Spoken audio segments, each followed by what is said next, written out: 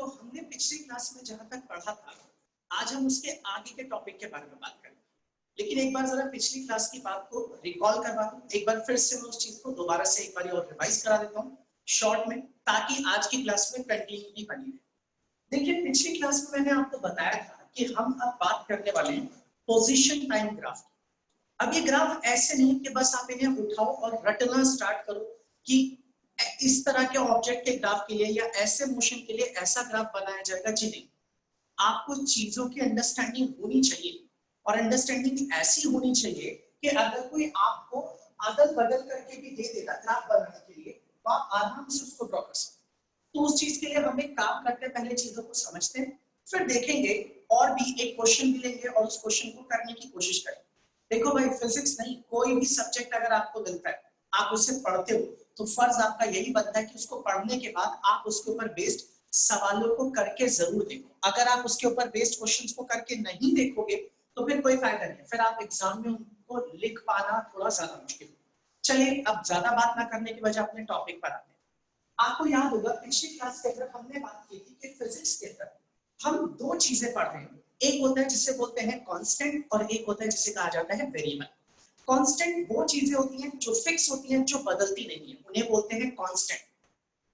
और वेरिएबल वो चीजें होती हैं जिनकी वैल्यू बार बार बदल सकती है, उन्हें कहा जाता है वेरिएबल। और मैंने आपको पढ़ाया था कि वेरिएबल भी कितने तरह के होते हैं, दो तरह के। वेरिएबल्स कितने तरह के होते हैं, दो तरह के, एक डिपेंडेंट वेरिएबल और एक इंडिपेंडेंट वेरिएबल। फिर मैंने आपको एक एग्जांपल दिया था कि मान लीजिए ये एक सर्कल है और इस सर्कल का रेडियस कितना है r, इस सर्कल का एरिया कितना है a। तो एरिया अगर मुझे निकालना हो सर्कल का तो इसका फॉर्मूला होता है a = πr²। इसका मतलब ये हुआ कि मैं रेडियस को बदल सकता हूं और उसके साथ साथ क्या बदल जाएगा, एरिया। तो यानी कि रेडियस को चेंज करने पर एरिया उसके अकॉर्डिंग चेंज होगा। तो मैं बोलूंगा रेडियस भी वेरिएबल है, एरिया भी वेरिएबल है। लेकिन बात सिर्फ इतनी सी है कि ये जो रेडियस है ना, इसको मैं अपनी मर्जी से चेंज कर सकता हूँ। तो इसका मतलब ये भी वेरिएबल है मगर ये इंडिपेंडेंट वेरिएबल है। और एरिया जो है वो रेडियस के हिसाब से चेंज होगा। इसका मतलब एरिया जो हुआ वो क्या हुआ, वो एक डिपेंडेंट वेरिएबल। हमने इसकी बात कर ली। फिर मैंने आपको बताया था कि हम लोग जो ग्राफ बनाएंगे उसके अंदर दो एक्सिस हमें नजर आएगी। ये वाली जो एक्सिस होगी हॉरिजॉन्टल एक्सिस, जो इस तरीके से बनेगी, इसके ऊपर हम लोग प्लॉट करेंगे किस चीज को, इसके ऊपर हम लोग रखेंगे इंडिपेंडेंट वेरिएबल और इस वाले एक्सिस के ऊपर क्या रखा जाएगा, डिपेंडेंट वेरिएबल। तो अब इसके बारे में हम लास्ट की क्लास तक बात कर चुके थे, लेकिन मैंने आपको इस बात का भी जवाब दिया था ये ग्राफ सिर्फ इतना ही क्यों है, इसके पीछे क्यों नहीं। तो मैंने इसका रीजन दिया था, मैंने बोला था कि हम जिस टॉपिक की बात कर रहे हैं उसमें हमें इस एक्सिस पर टाइम प्लॉट करने वाले हैं। और मैंने कहा था टाइम नेगेटिव नहीं होता, इसलिए इसको पीछे नहीं बनाया। फिर मैंने ये भी कहा था कि टाइम नेगेटिव हो भी सकता है और इसका एक सेंस होता है। तो चलो हम सबसे पहले समझ लेते हैं कि क्या टाइम नेगेटिव हो सकता है। सवाल नंबर एक, इसका जवाब है जी हाँ, टाइम नेगेटिव हो सकता है। सवाल नंबर दो कि नेगेटिव टाइम का आखिर क्या मतलब निकलता है। भाई अगर कोई चीज नेगेटिव है तो उसका कुछ मीनिंग भी तो होना चाहिए ना। हम लोग कोई हवाबाजी वाली चीजें तो नहीं पढ़ रहे, ऐसा तो नहीं पढ़ रहे कि कोई चीज इमेजिन कर रखी है। ये तो फिजिक्स है, रियल लाइफ से रिलेटेड है। हम जो फिजिक्स में पढ़ते हैं वो सब कुछ हमारे आसपास होता हुआ हम देखते हैं, ऑब्जर्व करते हैं। तो जाहिर सी बात है अगर आप कह रहे हो कि टाइम नेगेटिव होता है तो इसका कुछ सेंस होता है क्या, क्या मतलब होता है कि टाइम नेगेटिव हो सकता है। तो चलिए सबसे पहले हम बात कर लेते हैं कि टाइम नेगेटिव होने का मतलब क्या होता है, उसके बाद हम अपने ग्राफ पर आएंगे। मुझे इससे कोई फर्क नहीं पड़ता कि आज की क्लास में मैं बहुत ज्यादा पढ़ाऊंगा बहुत कम, लेकिन हाँ जितना हम पढ़ेंगे बहुत तरीके से पढ़ेंगे। क्योंकि अब आज की क्लास के बाद कल से जो टॉपिक स्टार्ट हुआ है, शायद आज से शुरू हो जाएगा, वो आप लोगों को ले जाएगा उस फिजिक्स की तरफ जिसमें हम मोशन के अंदर ना स्पीड, टाइम, वेलोसिटी, एक्सेलरेशन, ये सारी टर्म्स पढ़ेंगे और इनकी मदद से फिर हम न्यूमेरिकल्स को सॉल्व करना स्टार्ट करेंगे, फॉर्मूला डेराइव करना शुरू करेंगे। तो चलिए अब इस बात को पहले कर लेते हैं कि आखिर टाइम नेगेटिव होने का क्या सेंस होता है। बहुत ध्यान से सुनना, आपके एग्जाम में ये कभी नहीं आएगा कि टाइम नेगेटिव होता है कि नहीं होता। शायद कोई टीचर एक नंबर का दे दे, लेकिन जब तक आपको इस चीज की समझ नहीं होगी, नॉलेज नहीं होगी ना, आप सवालों का जवाब देने में या उनको समझने में बहुत परेशानी फेस करेंगे। चलिए शुरू करते हैं। सबसे पहला टॉपिक ये कि आखिर टाइम नेगेटिव होता है तो इसका क्या मीनिंग रहता है। अब देखिए यार, हम लोग जो चीज पढ़ने जा रहे हैं ना वो फिजिक्स है और ये फिजिक्स में हम जो पढ़ेंगे वो रियल लाइफ से रिलेटेड। और मैं आप लोगों को फिजिक्स ऐसे बिल्कुल नहीं पढ़ा रहा कि पेपर में ये 4 नंबर का आएगा 2 नंबर का आएगा। जो चीज जैसी है मैं बिल्कुल वैसा ही उसे बताने वाला हूँ, और आप भी इसी तरीके से समझिए, एग्जाम तो आपसे आराम से हो जाएगा अगर आपको फिजिक्स ठीक से समझ में आ जाएगी तो। आप सुनिए जरा ध्यान से क्या चीज है। देखो यार, एक्चुअल में होता क्या है, हम फिजिक्स के अंदर जब कभी भी कोई एक्सपेरिमेंट करते हैं, किसी चीज का ऑब्जर्वेशन लेते हैं। ऑब्जर्वेशन का मतलब आप किसी चीज पे फोकस कर रहे हो, उस पर ध्यान दे रहे हो। जैसे मान लीजिए एक पेड़ है, छोटा सा, समझाने के लिए बता रहा हूं, एक छोटा सा पौधा है, आपने उसको अपने घर पर लगाया। अब आप रोजाना सुबह उठते हो और 9 बजे रोज उस पेड़ की हाइट नापते हो, या उस पौधे की हाइट नापते हो, उस प्लांट की, कि अच्छा इतनी तारीख को इस प्लांट की हाइट इतनी होगी, फिर इतनी तारीख को इस प्लांट की हाइट इतनी बढ़ी। इसका मतलब आप उस प्लांट के साथ क्या कर रहे हो, आप उस प्लांट का ऑब्जर्वेशन कर रहे हो, आप उस प्लांट को ऑब्जर्व कर रहे हो कि चेक करते हैं कि टाइम के साथ साथ इसकी हाइट कैसे बढ़ती है। तो यही आप लोगों के लिए क्या हो गया कि ऑब्जर्व कर रहे हैं, टाइम के साथ ऑब्जर्वेशन हम देख रहे हैं। तो इसी तरीके से फिजिक्स में भी हम कई बार एक्सपेरिमेंट करते हैं, चीजों को ऑब्जर्व करते हैं, चीजों की स्टडी करते हैं, तो उसकी स्टडी हम टाइम के साथ करते हैं कि इस टाइम पर ये चीज ऐसी थी, फिर अगले टाइम पर ये चीज ऐसी हुई। तो अब मैं उसी टाइम के ऑब्जर्वेशन के बारे में एक आपको एक सिंपल सा एग्जांपल लेकर के बताता हूं और समझाता हूं। सुनिए, सपोज कर लीजिए एक आदमी एक जाती हुई कार को देख रहा है, उसको ऑब्जर्व कर रहा है, उस कार के मोशन के बारे में वो जानना चाहता है, तो उस कार की वो पोजीशन को नापना चाहता है, वो देखना चाहता है कि वो कार किस टाइम पर किस जगह पर। अब मान लीजिए, सपोज कर लेते हैं कि वो आदमी इस जगह पर खड़ा है, बहुत अच्छे से ध्यान देना भाई, ये रहा वो आदमी, ये आप लोगों को सामने एक सिंपल सा एक एग्जांपल लेकर के चल रहे हैं। सपोज कर लीजिए ये आदमी यहाँ पर है, अब ये आदमी इस जगह पर खड़ा है, इस आदमी ने अपने पास से एक कार गुजरते हुए देखी, ये देखिए कार कहाँ जा रही है जी, आगे की तरफ। कहां से आ रही थी, कहीं पीछे से चलती हुई आ रही थी ये कार, कहीं पीछे से ये कार चलते हुए आ रही थी। इस आदमी ने इस कार को देखा, ऑब्जर्व किया, और ये कार आगे की तरफ चलती हुई जा रही है। अब इस आदमी ने देखा कि ये कार ना इस रोड के ऊपर चलती जा रही है, ये एक रोड, इस रोड के ऊपर ये कार चल रही है। जब इस आदमी ने इस रोड के ऊपर इस कार को चलते हुए देखा, ऑब्जर्व किया, तब इसने बोला यार मैंने जब कार को मेरे सामने देखा, भाई कार बहुत दूर थी तब थोड़े ना दिखी, हम ये मान रहे कि जब कार को उसने अपने सामने देखा तब उसने तुरंत अपनी घड़ी में चेक किया टाइम कि अभी कितना टाइम हो रहा है, तो उसने देखा मेरी घड़ी में ना अभी 9 बज रहे हैं। मतलब उसने इस कार को 9 बजे देखना स्टार्ट किया, 9 बजे से ये कार दिखाई दी, हम ऐसा लेके चले। अब 10 बजे ये कार यहाँ पहुंच गई, इसने यहाँ पर लिख दिया कि 10 बजे मैंने कार को देखा, 10 बजे भी कार इस जगह पर पहुंच गई। फिर उसने कार को और देर तक ऑब्जर्व करना स्टार्ट किया, अब की बार उसने बोला मैंने 11 बजे कार को देखा तो वो यहाँ पहुंच गई। फिर उसने कार का ऑब्जर्वेशन और करना स्टार्ट किया, तो उसने देखा कि अब कार 12 बजे यहाँ पहुंच गई। उसके बाद 1 बज गए, अब कार यहाँ पर पहुंच गई। उसके बाद 2 बज गए और अब कार यहाँ पर पहुंच गई। मतलब उसने ना कार को देखना स्टार्ट किया और कार धीरे धीरे या तेजी से आगे की तरफ बढ़ती चली जा रही है। अगर मैं इस बंदे से पूछूं, इस ऑब्जर्वर से पूछूं कि क्या तुम बता सकते हो कि 11 बजे कार की क्या पोजीशन थी, तो ये बोलेगा सर 11 बजे कार इस जगह पर। मैं पूछूं 1 बजे कार कहां थी, तो ये कहेगा कि कार ना 1 बजे इस जगह पर थी। तो ये जो टाइम आप देख रहे हैं 9 बजे, 10 बजे, 11 बजे, 12 बजे, 1 बजे, 2 बजे, ये सारे टाइम कौन से टाइम है, ये वो टाइम है जो रियल लाइफ में हम लोग इस्तेमाल करते हैं, अपनी घड़ी में देखते हैं। बट फिजिक्स के अंदर हम इस टाइम के अलावा एक अलग तरीके से टाइम को मेजर करते हैं, रिप्रेजेंट करते हैं, लिखते हैं। अब वो मेजरमेंट क्या है मैं आपको ये समझाता हूँ। देखिए आप लोगों ने ना देखा होगा कई बार कि हमारे स्कूल के कुछ टीचर्स होते हैं या हमारा कोई कोच होता है जो हमें खेलना सिखाता है, या खेल कोई फुटबॉल या रनिंग की बात करते हैं। तो मान लीजिए कुछ बच्चे हैं रनिंग कर रहे हैं, दौड़ रहे हैं, तो आपने देखा होगा कोच के पास ना एक स्टॉप वॉच होती है। वो क्या करता है, वो स्टॉप वॉच हाथ में रखता है और एकदम से इसकी तरफ, वॉच की तरफ देखता रहता है और एकदम से बटन दबाता है और सीटी बजा देता है। इसका मतलब है कि मैंने स्टॉप वॉच चालू कर दिया, तुम लोग दौड़ना स्टार्ट करो। और वो स्टॉप वॉच को चलते रहने देता है, चलती चलती चलती चलती, कुछ टाइम बाद जितनी देर के लिए उसको लोगों को दौड़ाना है उतनी देर के बाद फिर वो एकदम से स्टॉप वॉच को ऑफ कर देता है, और जैसे ही ऑफ करता है फिर वो बोलता है, सीटी बजा देता है, सारे लोग वहीं रुक जाते हैं।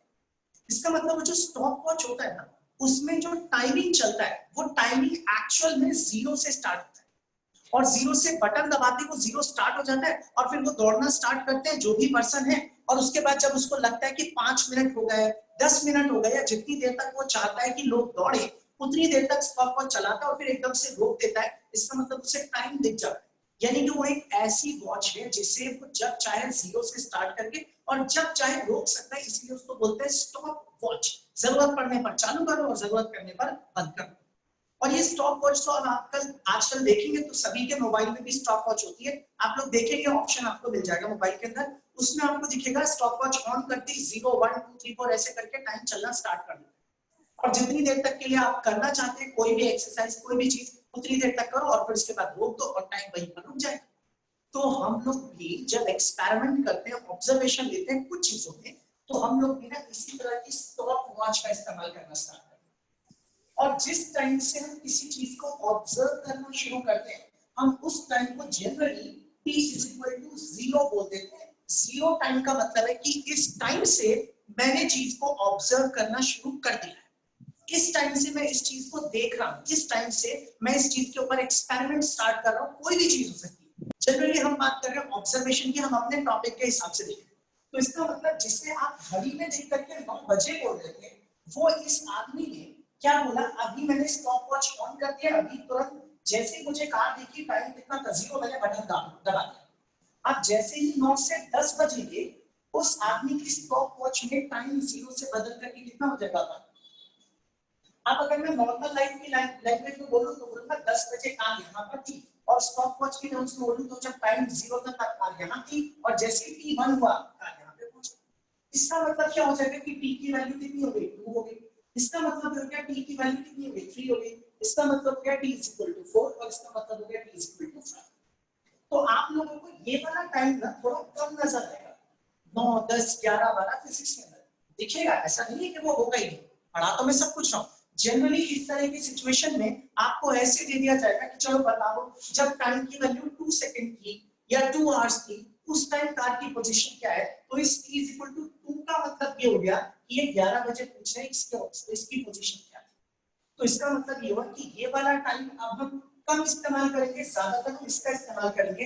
अब अगर किसी ने बोला t = 4 पर क्या पोजीशन थी, इसका मतलब ये पूछ रहा है कि 1 बजे कार की पोजीशन क्या थी, तो आप बोल देंगे सर कार की पोजीशन।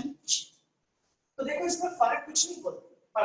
अगर किसी ने आपसे बोला 1 बजे कार की पोजीशन क्या थी या t = 4 पे कार की पोजीशन क्या थी, तो दोनों का मीनिंग सेम है। लेकिन अगर t = 4 आपको मिलता है तो आप t = 4 से एक बात तुरंत ऑब्जर्व कर सकते हो कि इसका मतलब इस आदमी ने 0 टाइम से कार को ऑब्जर्व करना स्टार्ट किया, और t = 4 का मतलब है कि जब से इसने इसको ऑब्जर्व करना शुरू किया था उससे 4 घंटे बाद कार की पोजीशन।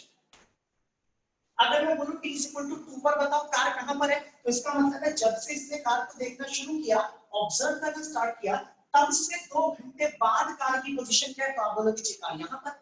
अब इसकी पोजीशन आप ऐसे बता सकते हो, ये 1 मीटर है, ये भी 1 मीटर है, सारे डिस्टेंसेस 1 मीटर है, तो आप बोलोगे अभी कार 1 मीटर पे है, फिर 2 मीटर पे है, फिर 3 मीटर पे है, फिर 4 मीटर पे है, फिर 5 मीटर पे है।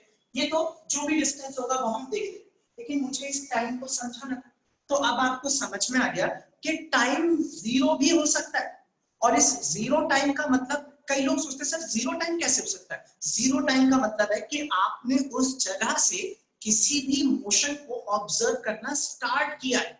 अब जैसे मान लीजिए ये एक मार्कर, अब मैं इसको गिराने वाला हूं, मुझे ये पता करना है कि ये मार्कर नीचे गिरने में कितना टाइम लेगा। भाई छोड़ूंगा तो ये नीचे गिरेगा ना। तो अब आप एक काम कीजिए, अपने मोबाइल की स्टॉप वॉच को ओपन कर लीजिए और उसके बाद उसे अपने हाथ में रखिए, अपने दोस्त को बोलिए तू पकड़ ले। अब आप उससे बोलोगे कि मैं जैसे ही छोड़ूंगा ना तो तुरंत बटन दबा दी। अब आपने जैसे ही इसको छोड़ा तो एकदम से बटन चालू करते वहां पे 0 1 2 3 4 स्टार्ट हो जाएगा टाइम। अब ये गिरते गिरते गिरते गिरते कुछ टाइम लगेगा, जैसे ही जमीन पे जाके टकराया तुरंत स्टॉप वॉच ऑफ कर दो, रोक दो उसको तुरंत ही, तो आपको वहां पे टाइम मिल जाएगा। तो आप समझ जाओगे अच्छा इसका मतलब इसको यहाँ से यहाँ तक गिरने में कितना टाइम लगा, वो आपकी स्टॉप वॉच आपको बता देगी। यानी कि जब आपने इस मार्कर को गिराना स्टार्ट किया तो शुरुआत के टाइम को आपने t = 0 बोल दिया। क्यों? क्योंकि आपने यहां से अपना एक्सपेरिमेंट या ऑब्जर्वेशन स्टार्ट किया। अब जिस टाइम पे तुम t = 0 सेट कर रहे हो उस टाइम तुम्हारे घर की घड़ी में कोई ना कोई तो टाइम बच रहा होगा ना। 11 बज रहे होंगे, 12 बज रहे होंगे, हम अब उसकी बात ही नहीं कर रहे। हम सिर्फ इतना देख रहे हैं कि यहाँ से मोशन शुरू हुआ, टाइम दे दिया 0 और 5 सेकंड में ये मार्कर नीचे गिर गया, तो मैं सीधा बोलूंगा जी 5 सेकंड में ये पूरे का पूरा मोशन कंप्लीट हो गया। ऑब्जेक्ट इतनी हाइट से जमीन पर जाके गिरा सिर्फ और सिर्फ 5 सेकंड। लेकिन जहां से शुरू किया मैंने उस टाइम को दे दिया 0। इसका मतलब साफ पता लग गया कि टाइम 0 भी हो सकता है और टाइम पॉजिटिव तो है ही, वो तो दिख रहा है भाई, प्लस के तो टाइम है 1 2 3 4 5 6। अब ये टाइम सेकंड भी हो सकते हैं, घंटे भी हो सकते हैं, मिनट्स भी हो सकते हैं, कोई फर्क नहीं पड़ता। सेकंड, आवर्स और मिनट्स कुछ भी हो सकते हैं खाली। अब समझते हैं जरा नेगेटिव टाइम का क्या। सुनिएगा, मान लीजिए मैं इस आदमी से पूछूं कि भाई मुझे बताओगे जब टाइम 0 था तब कार कहां थी, पोजीशन? ये बोलेगा सर यहां पर थी कार, जब टाइम कितना था 0। मैंने इससे बोला चलो एक काम करो, ये बताओ जब टाइम की वैल्यू 3 थी, t जब 3 के इक्वल था, t इक्वल टू 3 था, तब बताइए कार कहां थी? तो वो बोलेगा t equal to 1, t equal to 2, t equal to 3। वो कहेगा सर कार इस जगह। इसका मतलब मैं इसको जो भी टाइम दूंगा ये उसी टाइम पे बता देगा मुझे कार कहां पर है। अब मैंने इससे ये पूछा कि जब टाइम की वैल्यू -1 थी तो उस वक्त कार कहां पर थी? तो अब इसके लिए थोड़ी हैरानी वाली बात हो गया, t इक्वल टू -1। इसका क्या मतलब है?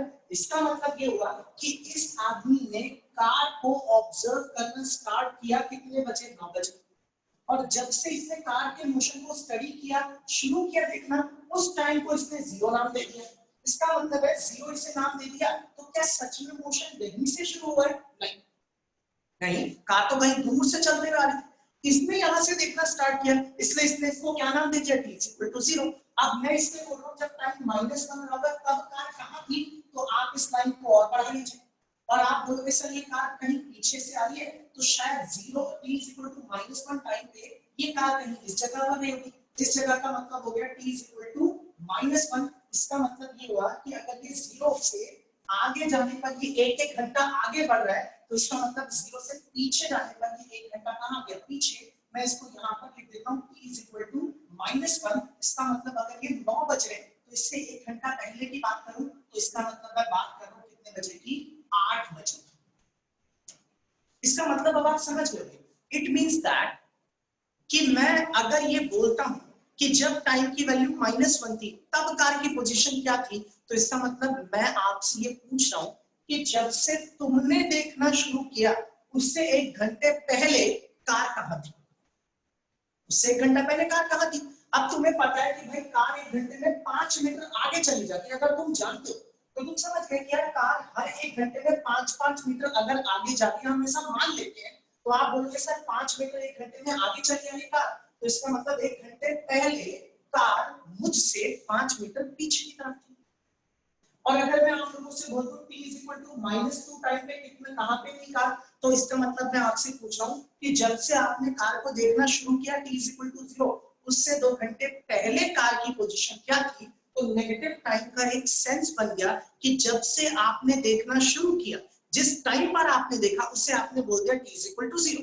उसके आगे के टाइम को आप बोलोगे प्लस का टाइम यानी कि positive time, t equal to 1, t equal to 2, t equal to 3। और उसके पहले की बात करूं तो इसका मतलब ये हो गया t equal to -1, t equal to -2 और t इक्वल टू -।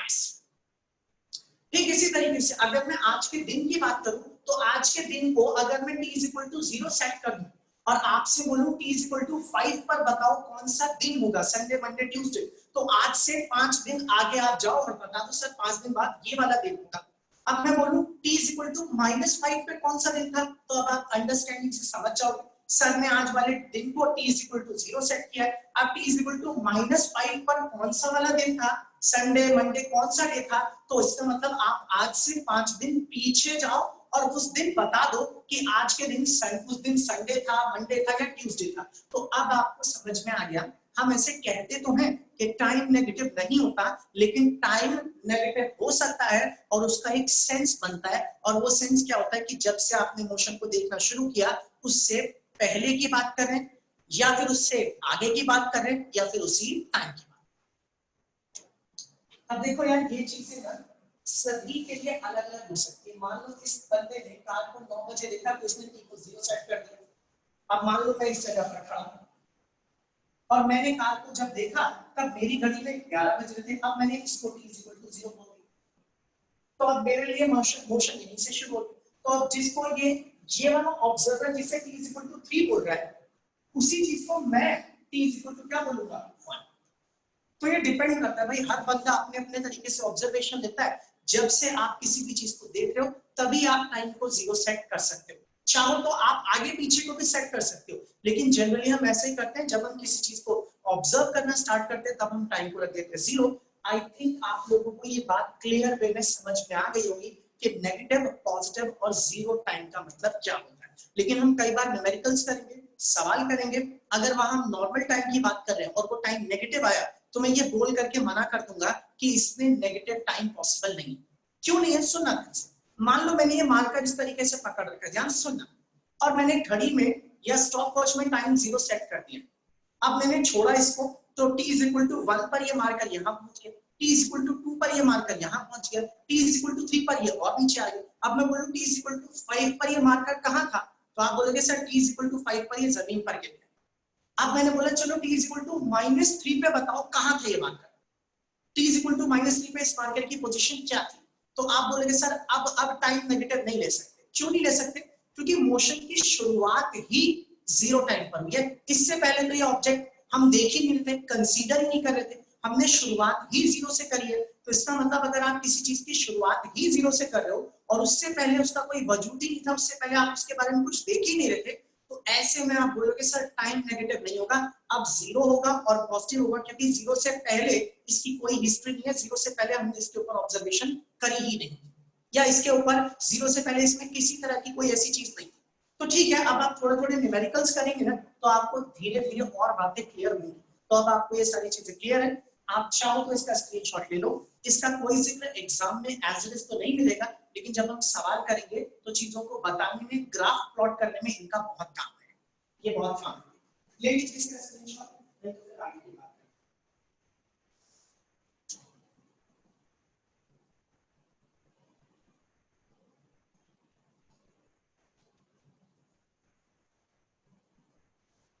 ठीक है, मैं अब इसे रख कर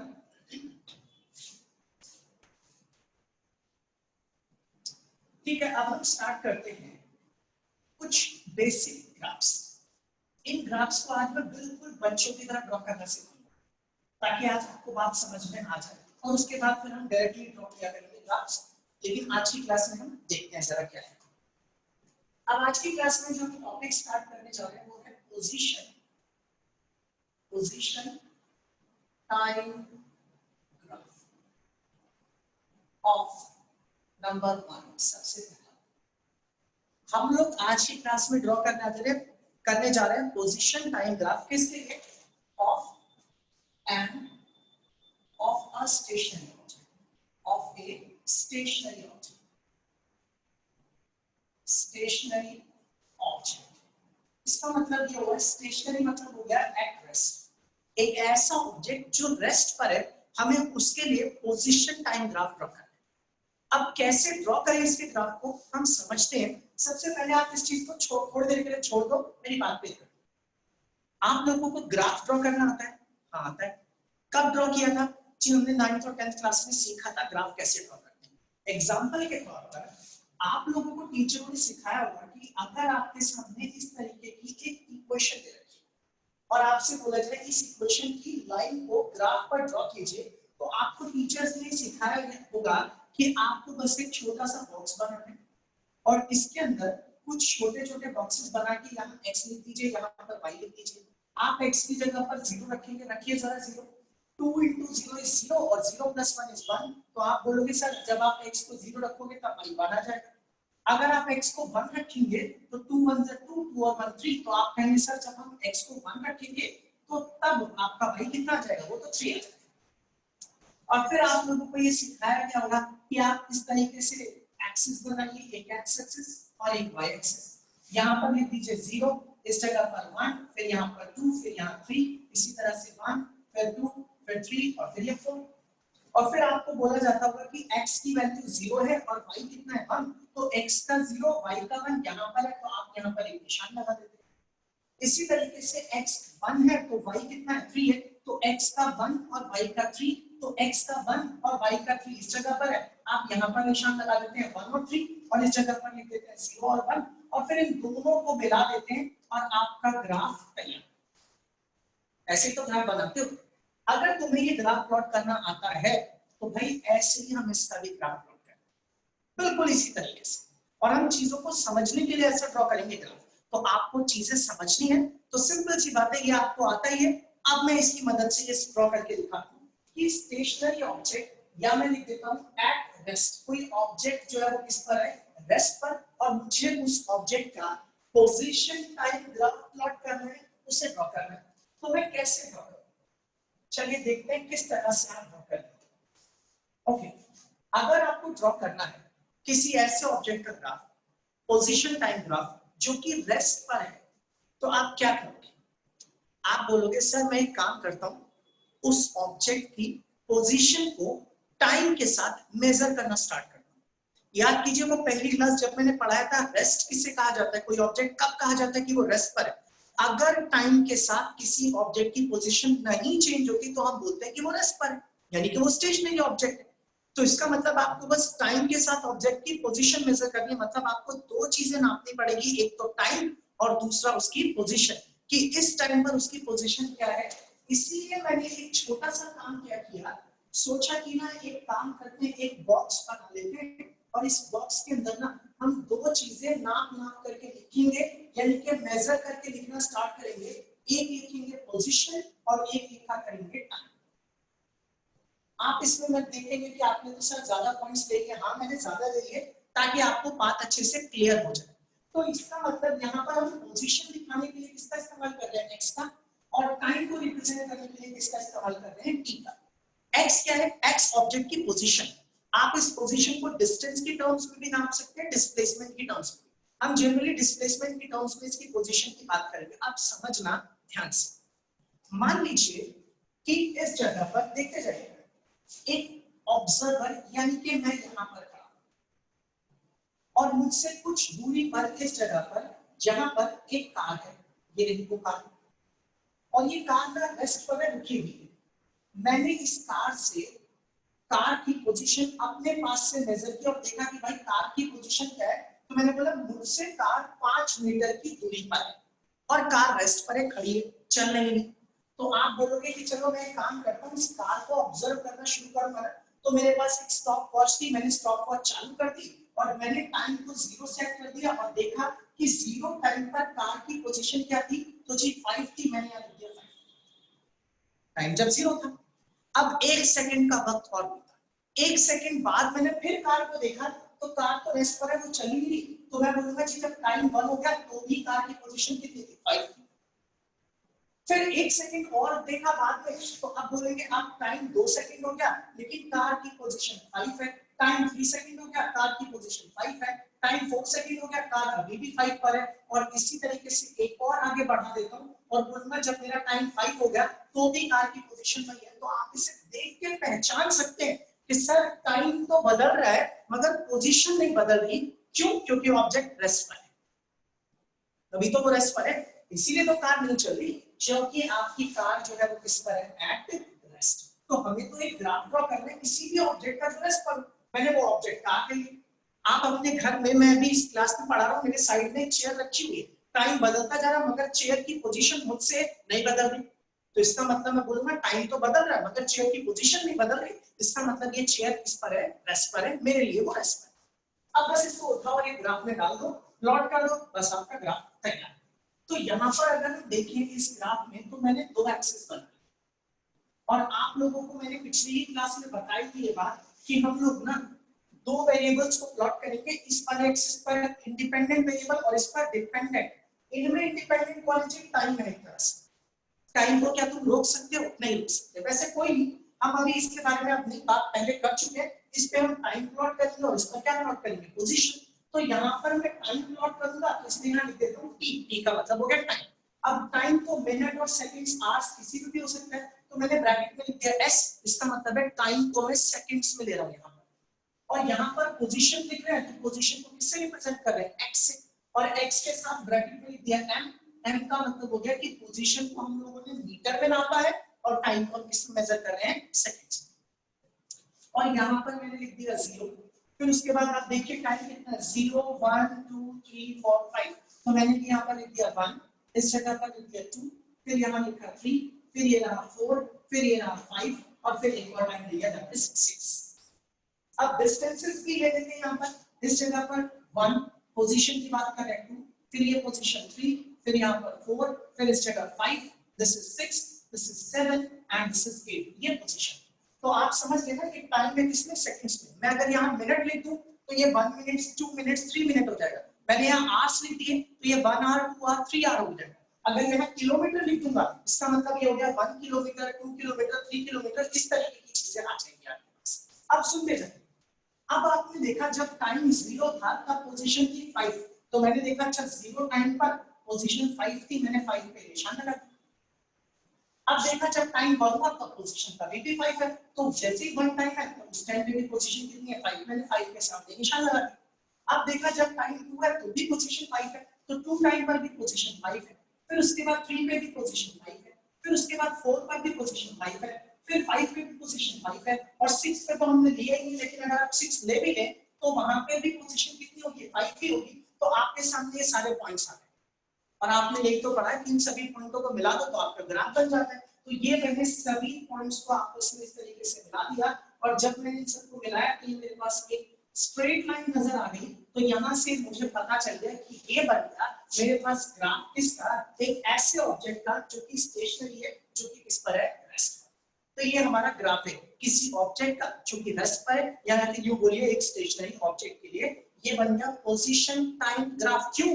क्योंकि ये एक्सिस क्या दिखा रही है, पोजीशन, और ये एक्सिस क्या दिखा रही है, टाइम। तो ये हो गया पोजीशन टाइम ग्राफ। और इसे हम कई बार ऐसा लिखा हुआ भी देखेंगे, इसे बोल देते हैं एक्स टी ग्राफ। आप समझ लेना, एक्स मतलब पोजीशन और टी का मतलब हो गया टाइम। इस ग्राफ को आप देखें तो आपको समझ में आ जाएगा कि यार 0 हुआ टाइम, फिर उसके बाद 1, फिर उसके बाद 2, फिर उसके बाद 3, फिर उसके बाद 4, तो टाइम तो बदलता जा रहा है मगर इस ऑब्जेक्ट की पोजीशन हमेशा सेम रही है। ऑब्जेक्ट पहले भी 5 पे था, बाद में भी 5 पे। अगर ये लाइन ऊपर नीचे कहीं जाती तो बोलते कि पोजीशन चेंज हो रही है, पहले 5 पे था अब 3 पे आ गया, अब 5 पे आ गया, अब 7 पे आ गया, लेकिन यहाँ पर तो हमेशा ही 5 पर है। तो आपको ऐसा ग्राफ दिख जाए तो समझ लेना कि टाइम बदल रहा है मगर ऑब्जेक्ट 5 पर ही है। इसका मतलब ये ऑब्जेक्ट जो है किस पर है, रेस्ट पर। तो ये ग्राफ बन गया एक स्टेशनरी ऑब्जेक्ट का पोजीशन टाइम ग्राफ। अब अगर कोई बोलता कि नहीं मुझे 0 से पहले के लिए भी बताओ, तो आप इस एक्सिस को पीछे बना देते, -1 -2 -3, और आपको पता होता कि 0 से पहले भी ये ऑब्जेक्ट रेस्ट पर ही था, तो यही लाइन आप और पीछे भी ड्रॉ कर सकते थे। लेकिन कोई नहीं, हम अभी इसी की बात करें। बाकी जैसे जैसे न्यूमेरिकल्स आएंगे, क्वेश्चंस आएंगे, उनमें अलग अलग तरह की सिचुएशन होगी, हम उनके बारे में डिस्कस करेंगे। आप इसका स्क्रीनशॉट ले लीजिए, फिर आगे की बात होगी।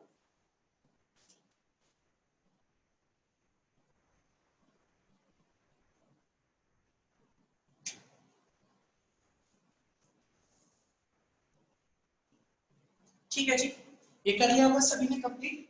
अब मैं इसे रब करता हूँ और हम दूसरे केस पर, इससे मैं आपको गाइड दूंगा।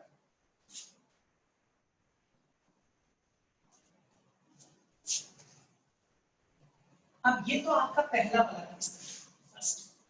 केस क्या था, मतलब हमने पहली सिचुएशन देखी कि अगर कोई ऑब्जेक्ट रेस्ट पर है तो उसका ग्राफ कैसे है।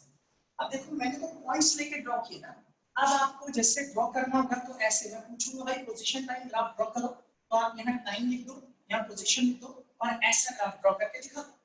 एग्जाम में भी कई बार ऐसा ग्राफ दिख जाता है और बोलते चलो बताओ ये किस तरह के ऑब्जेक्ट का ग्राफ है, तो आप बोलोगे सर ये एक ऐसे ऑब्जेक्ट का ग्राफ है जो कि रेस्ट पर है, इसकी लाइन बिल्कुल सीधी जा रही है। तो वो चीज मैंने आपको नंबरिंग लेकर के, टाइम लेकर के, पोजीशन लेकर के समझाया था, वरना ऐसा भी ग्राफ ड्रॉ कर देते हैं।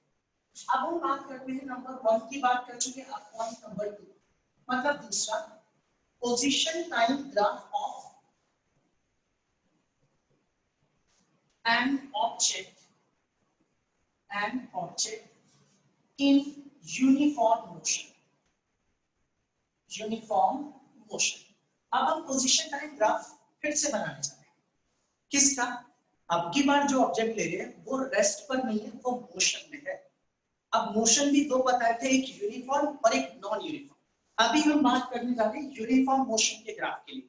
यूनिफॉर्म मोशन में अगर कोई ऑब्जेक्ट है तो उसका पोजीशन टाइम ग्राफ आखिर आप कैसे ड्रॉ करोगे। अब वो चीज मैं आपको समझाता हूं, बहुत ध्यान से सुनिएगा। देखिए, आप सभी को पता है कि हमें ग्राफ अगर प्लॉट करना है तो इस तरीके से पोजीशन और टाइम पहले लिखना पड़ेगा। यहाँ पर बॉक्स बना लेते हैं, इसमें पोजीशन लिख लेंगे और टाइम लिख लेंगे और फिर बस उनको प्लॉट कर देंगे और ग्राफ तैयार हुआ। तो मैंने इस तरीके से कई सारे छोटे छोटे बॉक्सेस यहाँ पर बना लिए। इस जगह पर लिख लेते हैं पोजीशन एक्स और इस जगह पर टाइम ले लेते हैं। अब एक समझने के लिए एक सिचुएशन लेते हैं कि सपोज कर दीजिए कि आपका एक रोड है, ध्यान दीजिएगा इधर बहुत अच्छे से, और इस रोड के ऊपर यहाँ पर इस जगह पर सपोज कर लीजिए ये रही एक कार, और इस कार से चिपक करके एक आदमी खड़ा है।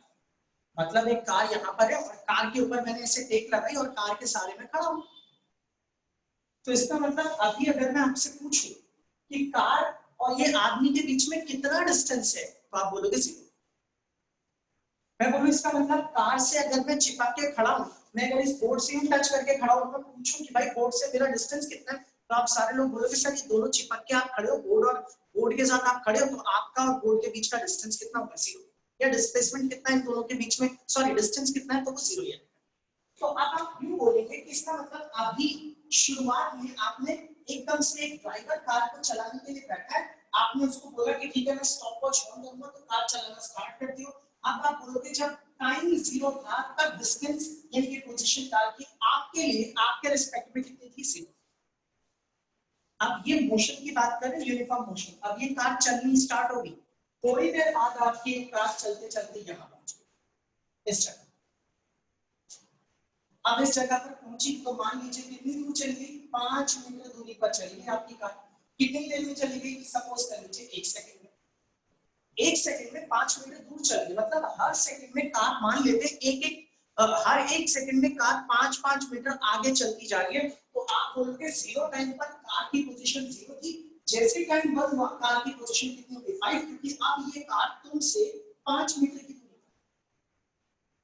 अगर तुम 1 सेकंड और इंतजार करोगे तो यही कार तुमसे फिर से 5 मीटर और दूर चली जाएगी, तो ये 5 मीटर, 1 सेकंड और लगेंगे। तो अब आप बोलोगे इसका मतलब कार पहले 1 सेकंड बाद मुझसे 5 मीटर दूर थी, 1 सेकंड और हुआ यानी कि आप 2 सेकंड बाद कितनी दूर चली गई, 5 + 5 10 मीटर दूर। तो आप बोलेंगे जब टाइम 2 हो गया तब पोजीशन कितनी हुई है। अगर मैं और रुकूं तो आप बोलोगे सर अब ये कार 5 मीटर और दूर चली जाएगी, इसका मतलब जैसे ही टाइम कितना हुआ 3, इसका मतलब अब की बार आपकी कार की जो पोजीशन है वो 15 होगी आपसे। इसी तरीके से जैसे टाइम होगा 4 कार की पोजीशन हो जाएगी 20, जैसे टाइम होगा 5 कार की पोजीशन हो जाएगी 25। आप समझ रहे हैं, जैसे जैसे टाइम बीतता जा रहा है कार की पोजीशन चेंज होती जा रही है। और मैंने यही तो कहा था भाई कि अगर टाइम के साथ पोजीशन चेंज हो तो बोलते हैं ऑब्जेक्ट इसमें है, मोशन में। और ये यूनिफॉर्म मोशन है। याद करो मैंने यूनिफॉर्म मोशन की डेफिनेशन क्या बताई थी, अगर कोई ऑब्जेक्ट बराबर टाइम में बराबर डिस्टेंस तय कर रहा है एक ही स्ट्रेट लाइन में बिना डायरेक्शन चेंज किए, तो उसके मोशन को बोलते थे यूनिफॉर्म मोशन। तो आप देख लो हर 1 सेकंड में आपकी कार 5-5 मीटर का ही डिस्टेंस तय कर रही है एक ही डायरेक्शन में, तो ये यूनिफॉर्म मोशन ही तो हुआ। तो मैंने यूनिफॉर्म मोशन के लिए इस तरीके से बॉक्स बनाए और इस एक बॉक्स के अंदर नीचे की तरफ टाइम ले लिया और ऊपर की तरफ उसकी पोजीशन रख दी। बस अब इसे उठाते हैं, एक ग्राफ में प्लॉट करते हैं और रिजल्ट आपके सामने आ जाता है। तो देखिए सर यहाँ पर इसका ग्राफ प्लॉट करते हैं। ये मैंने पोजीशन एक्सिस ड्रॉ कर दिया, इसे बोलेंगे पोजीशन एक्सिस। मैं इसको थोड़ा सीधा ड्रॉ कर दूं, ये मैंने यहाँ से यहाँ तक ड्रॉ कर लिया है पोजीशन एक्सिस, और इसे यहाँ पर ड्रॉ करेंगे तो ये आपके लिए होगी टाइम एक्सिस। क्योंकि हम लोगों ने पोजीशन को मीटर में लिया है तो मैंने लिख दिया x और ब्रैकेट में लिख दिया m, इसका मतलब है x जो है वो मीटर में ले रहा हूँ। मैं इसे थोड़ा नीचे लिख देता हूँ, यहाँ पर मैंने लिख दिया x और ब्रैकेट में लिख दिया m, इसका मतलब है पोजीशन को मीटर में ड्रॉ कर रहे हैं, मीटर में नाम। और यहाँ पर हम लेते हैं टाइम, और ये जो टाइम मैं ले रहा हूँ, ये टाइम किसमें ले रहा हूँ, ये ले रहा हूँ सेकंड में, इसमें t और ब्रैकेट में लिख दिया s। अब यहाँ पर लिख दिया मैंने 0, इस जगह पर लिख दिया 1, फिर यहाँ लिख देते हैं 2, फिर एक काम करते हैं 5 तक का टाइम है, जगह है ठीक ठाक, तो थोड़ा साफ ग्राफ बनाने के लिए थोड़ा खुले खुले नंबर्स देते हैं 1 this is 2, this is 3, this is 4 and this is 5. यहाँ लिख देते हैं t in seconds. तो ये इस तरीके से मैंने लिख दी टाइमिंग्स. अब हम पोजीशन की बात करें तो यहाँ पर मैं लिख देता हूँ पोजीशन में ये रहा 5, यहाँ पर लिख दिया 10, फिर ये ले लिया 15, this is 20, this is 25. तो ये सारे डिस्टेंसेस या पोजीशन मीटर में नाप ली गई है और ये टाइम हमने लिया सेकंड्स. अब देखिए बस प्लॉट करते चले. जब आपका टाइम 0 था तब आपकी कार की पोजीशन या ऑब्जेक्ट की पोजीशन की क्या थी 0, तो 0 टाइम पर 0 पोजीशन थी. जैसे ही टाइम 1 हुआ पोजीशन चेंज होकर के 5 हो गई. तो आप बोलोगे जब ये 1 था तो इसका मतलब टाइम जब 1 था तब पोजीशन 5 थी. आप खुद ही देख सकते हैं इस चीज को ऐसे करके कि टाइम 1 था और कार की पोजीशन कितनी थी 5. इसी तरीके से जब टाइम 2 हुआ तो पोजीशन हुई 10. तो आप इस तरीके से यू ड्रॉ करके दिखा सकते हैं कि ये रहा आपके पास अगला पॉइंट इस जगह पर कि जब आपका टाइम हो गया 2 सेकंड तब आपकी कार की पोजीशन हुई 10. ये मैं डॉटेड लाइन इसमें दिखा रहा हूं ताकि आपको पता चल जाए 2 सेकंड पर कार की पोजीशन 10 मीटर थी. इसी तरीके से जब आपका टाइम हुआ 3 तब आपकी कार की पोजीशन हो गई 15. ये रहा अगला पॉइंट इस जगह पे निशान लगा दिया. ये सभी पॉइंट्स पे मैं निशान लगाता जा रहा हूं. और इसी तरीके से जब आपकी कार की पोजीशन 20 मीटर थी, इसका मतलब ये यूं बोलिए जब टाइम 4 सेकंड्स था उस वक्त कार की पोजीशन जो थी वो कितनी थी, दैट इज 20 मीटर. इसी तरीके से अगर हम देखें जब टाइम 5 था उस वक्त कार की जो पोजीशन थी वो कितनी थी, दैट इज 25.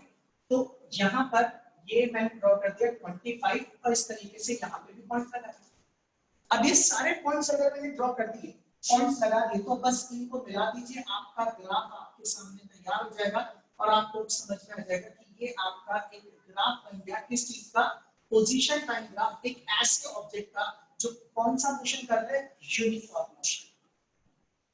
अब आप इस ग्राफ को देखोगे तो आपको समझ में आ जाएगा कि 1 सेकंड में कितना डिस्टेंस कवर किया, 5 मीटर.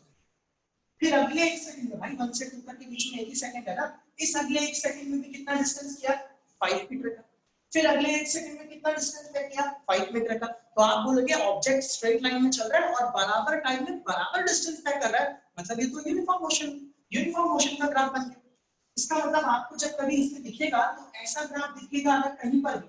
ऐसा कई बार हुआ है एग्जाम में, ऐसा ग्राफ बना के दे देते और बोलते चलो बताओ कौन सा मोशन. तो यहाँ पर आपको t लिखा हुआ दिखेगा, यहाँ पर x, और इस तरीके की लाइन ड्रॉ करके दे देंगे और आप खुद ही समझ जाना स्ट्रेट लाइन ग्राफ है, इसका मतलब ये जरूर कौन सा वाला मोशन है, यूनिफॉर्म मोशन का ग्राफ है. तो इसे भी आप क्या बोलेंगे, this is again your xt graph. लेकिन बस फर्क इतना है कि पिछला भी xt ग्राफ था, पोजीशन टाइम ग्राफ. ये भी xt ग्राफ है, पोजीशन टाइम ग्राफ. पर पिछला वाला स्टेशनरी ऑब्जेक्ट के लिए था, ये स्टेशनरी ऑब्जेक्ट के लिए है. ये मोशन है, कौन सा वाला मोशन, यूनिफॉर्म मोशन. तो आप लोगों को ये चीज समझनी है. इसको करने का एक तरीका और भी हो सकता था कि मैं आता और बोलता बेटा देखो मैं तुम्हारे सामने ग्राफ प्लॉट कर रहा हूँ, स्टेशनरी ऑब्जेक्ट का ग्राफ ऐसा बना देना और जब ऑब्जेक्ट यूनिफॉर्म मोशन में होगा तब आप ग्राफ ऐसा बना देना और दूसरे मोशन के लिए आप ऐसा बना देना और चलो इसको याद कर लो, बाकी आगे का टॉपिक स्टार्ट करते हैं. उसमें मेरा टाइम बचता, लेकिन आप लोग जो चीज क्लियर अब कर पा रहे हो वो तब नहीं कर पाते, क्योंकि वैसे हालात में जल्दी चीजें हो जाती लेकिन फिर आप एग्जाम में क्वेश्चन नहीं कर पाते, हिलता भी नहीं, बहुत दिक्कत होती. आगे और भी टफ ग्राफ आएंगे, लेकिन अब आपको इन ग्राफ का मीनिंग समझ में आ रहा है. मैं तुमसे बोलूं जब टाइम 3 था बताओ पोजीशन क्या थी ऑब्जेक्ट की, तो तुम बोलोगे सर 3 पर ऑब्जेक्ट की पोजीशन 15 थी. आप टाइम देख करके पोजीशन बना सकते हैं या पोजीशन पे पूछूं इस जगह पे जब कार पहुंची तब कितना टाइम होता तो आप वहां से क्या बता दोगे, टाइम. चलिए तो ये आपका दूसरा वाला पार्ट था जिसमें हमने मोशन पढ़ लिया, यूनिफॉर्म मोशन का ग्राफ प्लॉट कर लिया. इसका स्क्रीनशॉट ले लो, फिर आगे की बात.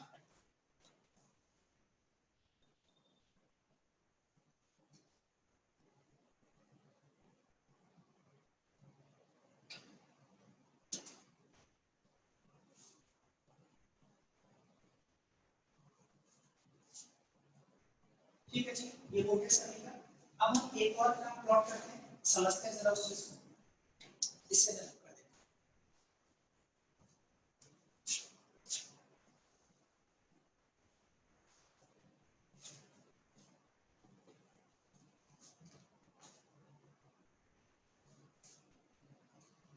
तो हमने यूनिफॉर्म मोशन की बात करी. अब हम यहाँ पर बात करने वाले हैं number 3, position time graph of an object in uniform motion को हटा देता हूं और यहां लिख देता हूं non uniform motion, non uniform motion. समझिए ध्यान से, नॉन यूनिफॉर्म मोशन का ग्राफ कैसे ड्रॉ करें। अगर हम इस चैप्टर के हिसाब से बात करें तो हमारा जो चैप्टर है वो है motion in a straight line, straight line की बात करें तो नॉन यूनिफॉर्म मोशन इस चैप्टर के हिसाब से अगर नॉर्मल वे में बोले, देखो इसको और अच्छे से आप आगे पढ़ लो और ठीक से डिटेल में पढ़ोगे, बट मैंने आपको कहा था कि अगर कोई ऑब्जेक्ट स्ट्रेट लाइन में मोशन कर रहा हो उस केस में अगर कोई ऑब्जेक्ट बराबर टाइम में बराबर डिस्टेंस तय करे तो वो यूनिफॉर्म मोशन, और अगर बराबर टाइम में बराबर डिस्टेंस ना तय करे तो वो नॉन यूनिफॉर्म मोशन। याद कीजिए, कभी 1 घंटे में 1 किलोमीटर तय कर ले डिस्टेंस और अगले 1 घंटे में 5 किलोमीटर डिस्टेंस, अगले 1 घंटे में 10 किलोमीटर, अगले 1 घंटे में फिर आधा किलोमीटर, तो आप बोलोगे सर बराबर बराबर टाइम में डिस्टेंस बराबर नहीं कवर कर रहा तो ये मोशन यूनिफॉर्म है ही नहीं, ये कौन सा मोशन हो गया, ये तो नॉन यूनिफॉर्म मोशन हो गया। कभी कम डिस्टेंस तय करे कभी ज्यादा डिस्टेंस तय करे, तो अब मुझे नॉन यूनिफॉर्म मोशन का ग्राफ प्लॉट करना है तो इस बार डिस्टेंस का कुछ भरोसा नहीं है, कभी आपका ऑब्जेक्ट बहुत ज्यादा डिस्टेंस तय कर लेगा कभी बहुत कम। तो हमें काम करते हैं, इस बार बॉक्स बनाने की जरूरत ही नहीं है, 2 बार हम लोगों ने इस चीजों को बहुत अच्छे से देख लिया समझ लिया। अब इस बार एक काम करते हैं, डायरेक्टली ही इसका ग्राफ प्लॉट करते हैं। कैसे प्लॉट करेंगे आप देख लीजिए, आपको समझ में आ जाएगा। यहां पर मैंने फिर से ले लिया टाइम किसमें, सेकंड्स में, और इस जगह पर मैं ले लेता हूं पोजीशन, और वो पोजीशन किसमें ले लिया, मीटर्स। और यहां से आप ग्राफ अगर चाहें तो मान लीजिए मैंने ड्रॉ कर दिया ग्राफ को इस तरीके से,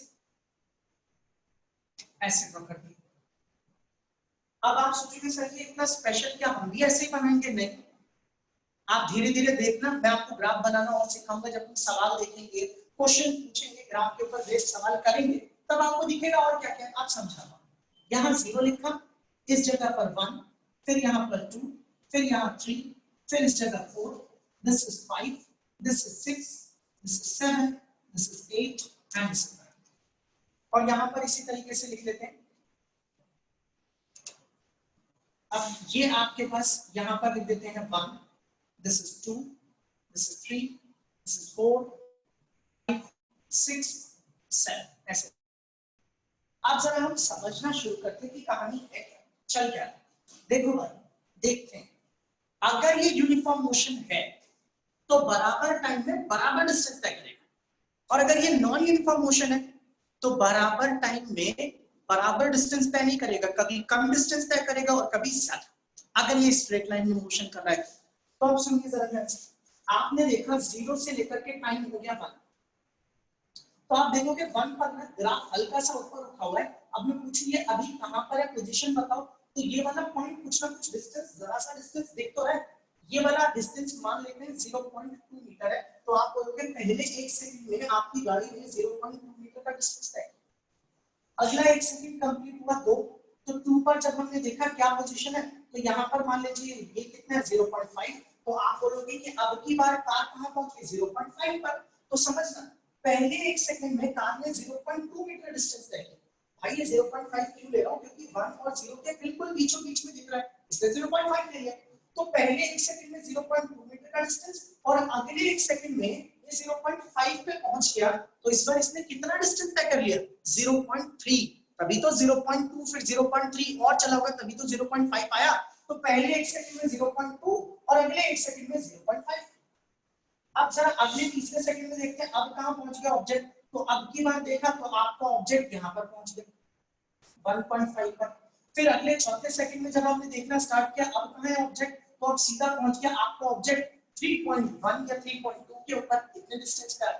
इसी तरीके से अगर मैं 5वें सेकंड पर देखूं कि अभी ऑब्जेक्ट किस जगह पर पहुंचा हुआ है, तो अब मैंने 5th सेकंड पर देखना स्टार्ट किया यहाँ पर, तो इसको देखा तो अब बोलेंगे कि जी जब टाइम आपका 5 सेकंड था तब आपका ऑब्जेक्ट 6 पे पहुंच गया।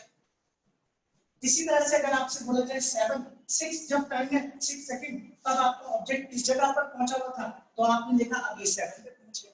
तो क्या दिख रहा है आपको, आप बोलोगे कि पहले 1 सेकंड में तो बड़ा कम डिस्टेंस था, फिर अगले 1 सेकंड में थोड़ा ज्यादा, फिर तीसरे सेकंड में सीधा डिस्टेंस 1.5 हो गया, चौथे सेकंड में सीधा 1.5 से 3 से ज्यादा डिस्टेंस हो गया। मतलब इस 1 सेकंड में इसने ज्यादा डिस्टेंस तय कर लिया। और फिर 5वें सेकंड तक पहुंचते पहुंचते सीधा 3.1 या 2 से 6 पे पहुंच गया। इतना ज्यादा डिस्टेंस तय कर लिया 4 से 5 के बीच में जो 1 सेकंड लगा। फिर अगले 1 सेकंड में फिर इसने जरा से डिस्टेंस तय किया। तो आपको ये पता चल रहा है कि यार ये बराबर टाइम में कभी कम डिस्टेंस तय कर रहा है, कभी ज्यादा डिस्टेंस तय कर रहा है। तो आप ऐसी सिचुएशन में बोलोगे कि ये जो हमारे पास ग्राफ नजर आ रहा है ये एक ऐसे ऑब्जेक्ट का ग्राफ है जिसका मोशन यूनिफॉर्म नहीं है। वो कौन सा मोशन है? That is non uniform motion. तो ये इस तरीके का ग्राफ है। ये हो गया एक ऑब्जेक्ट का ग्राफ जो कि यूनिफॉर्म मोशन में ना होने के बजाय नॉन यूनिफॉर्म मोशन के अंदर होगा। हम इसके बारे में पढ़ेंगे, देखेंगे, समझेंगे ज्यादातर, बट जो जनरली एग्जाम में हमें ग्राफ मिलते हैं वो यूनिफॉर्म से रिलेटेड दिखते हैं। बाकी और भी दिखेंगे, ये भी पढ़ना, ऐसा नहीं कि इसे नहीं पढ़ना। तो आप इसका स्क्रीनशॉट ले लीजिए, फिर आगे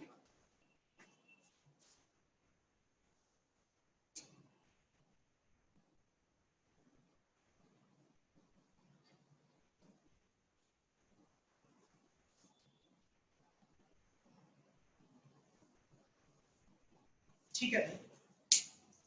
ग्राफ प्लॉट करिए सर। अब मैं इसे रब कर रहा हूं और अब हम एनसीईआरटी के एक सवाल का, एनसीईआरटी का एक बेसिक सा क्वेश्चन ग्राफ से ही रिलेटेड है और थोड़ा सा ट्रिकी क्वेश्चन है, हल्का सा लॉजिकल क्वेश्चन है, आपको सोचना पड़ेगा उसको। अब देखते हैं भाई, आप लोगों ने साइंस ली हुई है तो अब देखते हैं आप लोग दिमाग लगा पाते हैं कि नहीं लगा।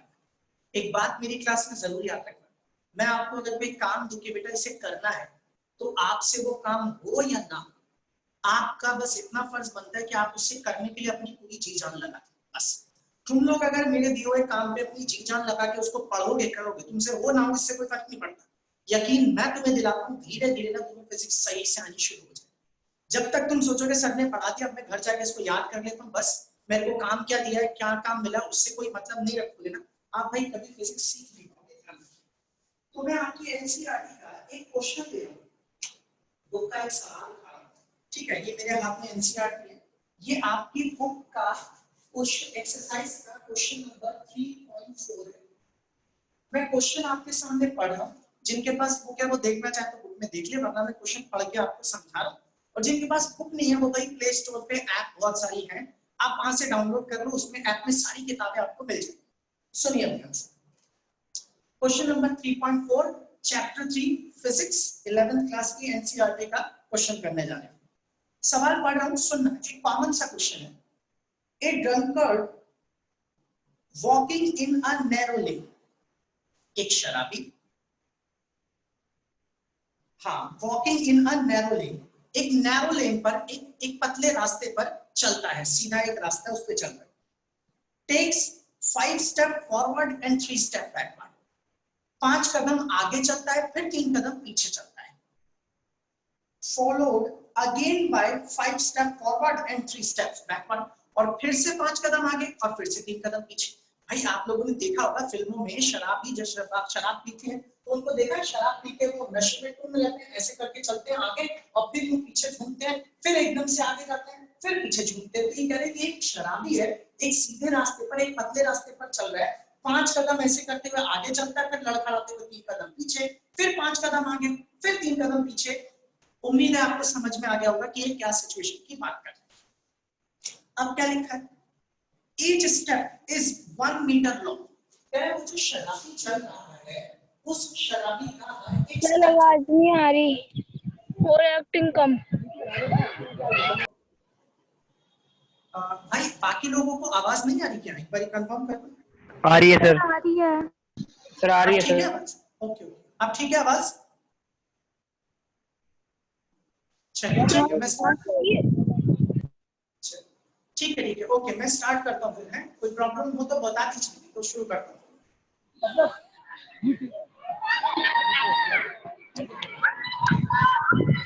बोलिए, चल ठीक, स्टार्ट।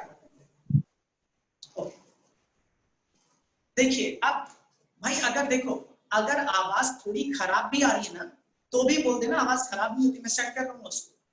कई बच्चे बोल रहे सर आवाज तो ठीक आ रही है, लेकिन ऐसा आवाज एकदम क्लियर, एकदम साफ आनी चाहिए, और साफ ही आती है आवाज। यस सर, आवाज एकदम साफ आ रही है। एकदम साफ है ना, ठीक है बस। ओके, तो अब ये जो शराबी चल रहा है, इसके एक स्टेप, एक कदम की जो लंबाई है वो 1 मीटर हमें थी। मतलब अगर शराबी इस तरीके से चल रहा है तो इसके एक कदम की जो लंबाई है वो लेंथ कितनी है, 1 मीटर की तरह।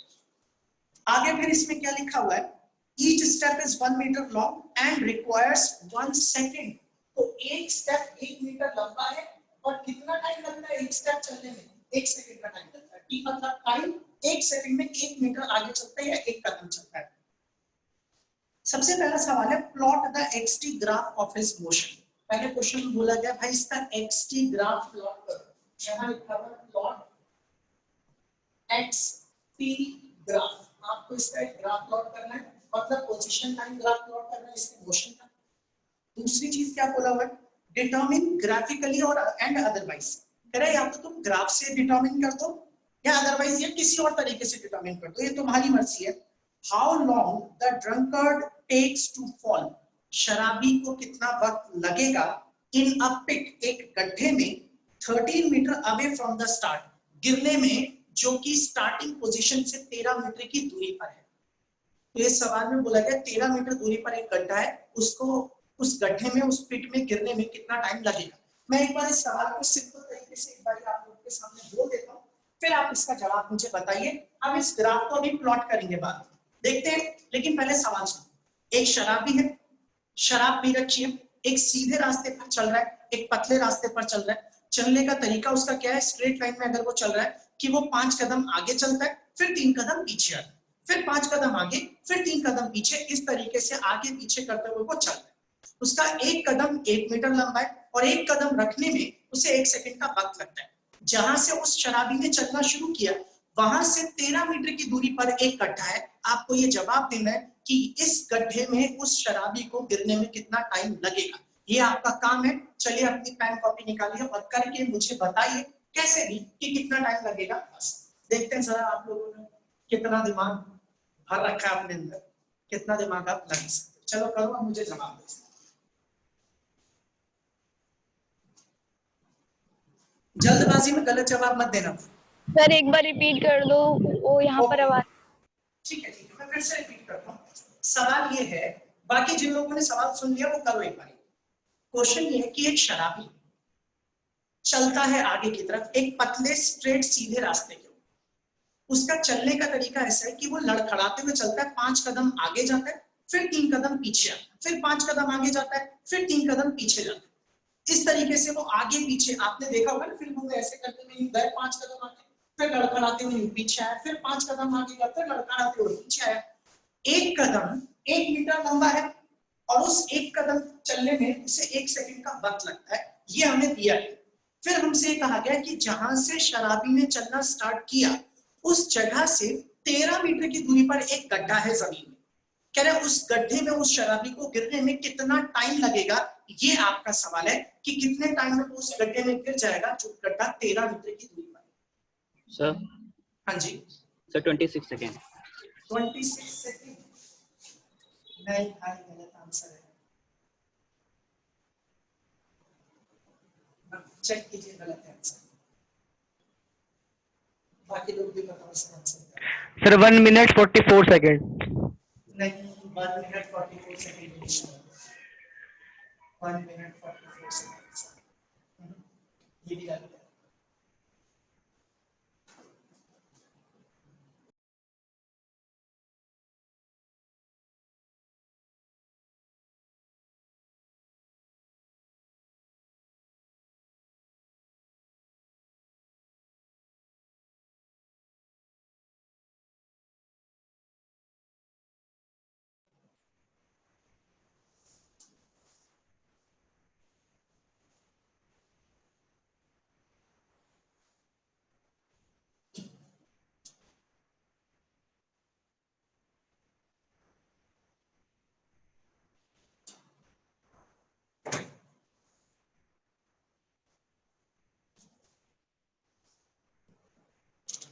दो आंसर है, दोनों गलत है। चेक कीजिए कहां गलती कर रहे हैं आप लोग। Sir 13 seconds। 13 सेकंड्स नहीं भाई, ये भी गलत है।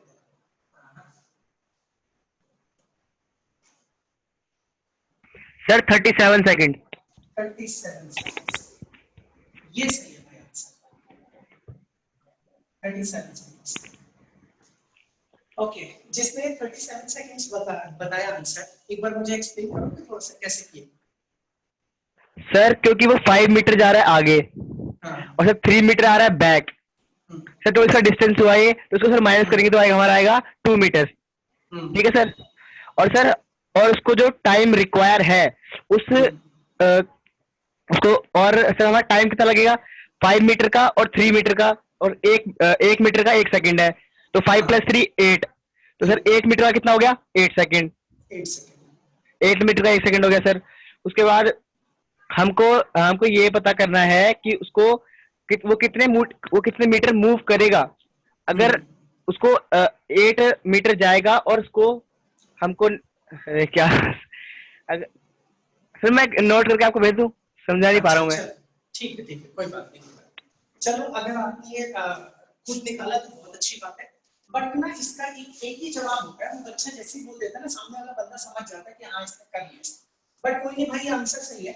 अब बाकी के लोग शायद सिर्फ गुजारेंगे 37 सेकंड, ऐसा कैसे हो सकता है, मैंने कहा गलती की, इतना आसान सवाल मैं क्यों नहीं कर सकता? देखो भाई कोई बात, ओवर कॉन्फिडेंट नहीं होना चाहिए कभी।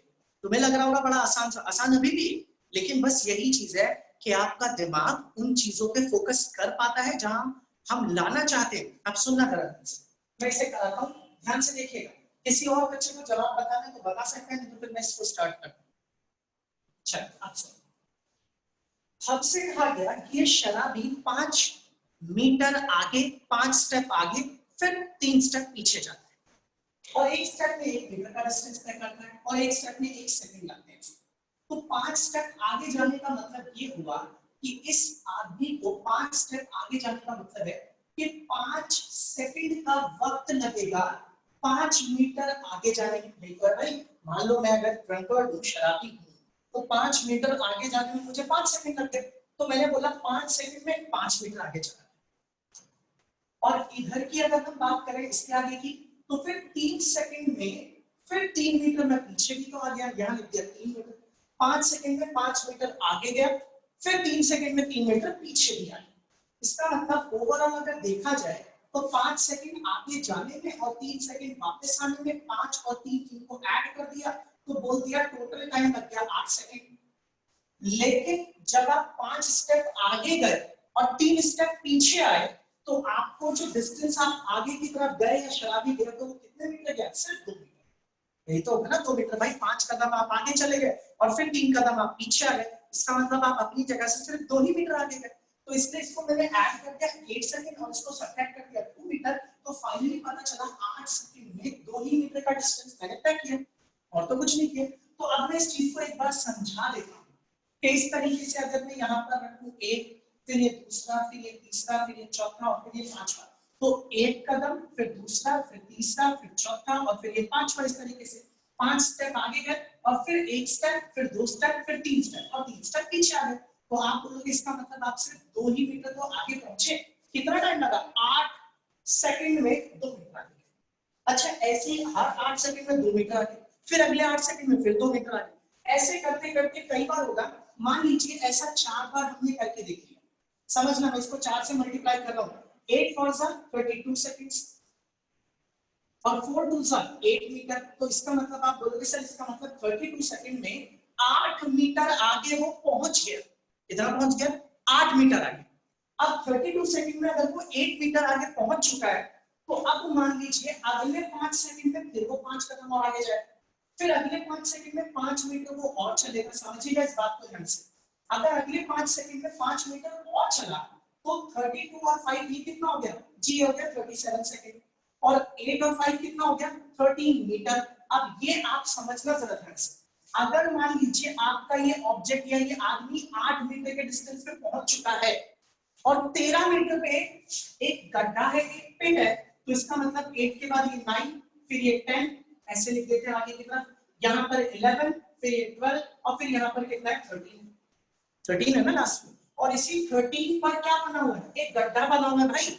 अब वो 8 पे पहुंचने के बाद जब 5 स्टेप चलेगा आगे, 1 स्टेप, दूसरा, तीसरा, चौथा, और 5वें में वो सीधा गड्ढे के अंदर गिर जाएगा, उसको उल्टा लौट के आने का तो टाइम ही नहीं मिलेगा, इसीलिए लास्ट में 5 सेकंड में 5 मीटर। इसका मतलब जैसे ही 13 मीटर का डिस्टेंस कंप्लीट हुआ वो गड्ढे के अंदर पहुंच गया, अब वो लौट के वापस नहीं आएगा, इसलिए आपका जो फाइनल आंसर होगा वो कितना होगा, दैट इज 37 सेकंड्स। बात समझ में आ गई सभी लोगों को? कोई डाउट है तो बता दो, मैं दोबारा एक्सप्लेन कर दूंगा इस चीज को, और अगर आप लोग क्लियर हो तो सही है। सर दोबारा एक्सप्लेन करना। ओके ओके ठीक है भाई, मैं एक बार और समझाता हूँ, ध्यान से सुनिए। मैंने आपसे क्या कहा कि एक ये आदमी 1 सेकंड में 1 मीटर आगे चलता है, तो इसका मतलब 5 सेकंड में 5 मीटर आगे चला गया, ठीक है। और फिर उसके बाद लड़खड़ाते हुए पीछे आता है 3 सेकंड में 3 मीटर, तो इसका मतलब ये 3 सेकंड में वो 3 मीटर पीछे आता है। मेरे कहने का मतलब ये वाला पार्ट आप समझ गए होंगे। अगर मैं यहाँ से लिख देता हूँ 0, ये 1, यहाँ 2, यहाँ 3, यहाँ 4, यहाँ पर 5 लेके आ जाए, तो इसका मतलब यहाँ से यहाँ तक एक स्टेप, दूसरा स्टेप, तीसरा स्टेप, चौथा स्टेप, पांचवा स्टेप, तो 5 स्टेप में 5 सेकंड में 5 मीटर वो आगे चला। फिर 3 पीछे भी आता है, यहाँ पर 1, फिर यहाँ 2 और फिर यहाँ 3, और 3 सेकंड में 3 मीटर पीछे भी आ गया। इसका मतलब ये हुआ 3 सेकंड में 3 मीटर और चला, मगर उल्टा। तो मैंने देखा 5 सेकंड आगे जाने में, 3 सेकंड पीछे आने में, टोटल टाइम लग गया 8 सेकंड का। और यहाँ पर 5 मीटर आगे गया और 3 मीटर पीछे आया, तो टोटल कितना आगे चला गया, देखो 0 से आप कहाँ पहुंच गया 2 पर, तो आप बोलोगे सर सिर्फ 2 ही मीटर आगे जा पाया। इसका मतलब है 8 सेकंड में 2 मीटर आगे चला। अगर मैं इसी चीज को ऐसे लिखूं तो मैं ये बोलूंगा पहले 8 सेकंड में 2 मीटर चला, फिर ऐसे अगले 8 सेकंड में 2 मीटर और चलेगा आगे, फिर ऐसे अगले 8 सेकंड में 2 मीटर और चलेगा आगे, फिर ऐसे अगले 8 सेकंड में फिर 2 मीटर और आगे चलेगा। तो आपसे मैं पूछूं कितना चला, तो आप बोलोगे 8 सेकंड। अगर आप देखेंगे 4 बार, तो आप बोलेंगे सर ऐसे 32 सेकंड्स में एक तरह से देखा जाए तो 8 मीटर चल चुका है। इसी चीज को मैंने बार बार ना लिखने के बजाय सीधा बोल दिया, चलो मैं 4 से मल्टीप्लाई कर देता हूँ, ऐसे ही 8 सेकंड में 2 मीटर वो 4 बार तय करेगा, तो 32 सेकंड में वो 8 मीटर डिस्टेंस कवर कर लेगा। अब यहाँ पर एक बार नजर रखिएगा, इस तरीके से मैं इस ग्राफ को यहाँ पर एक बार ड्रॉ करके आप लोगों को दिखा देता हूँ।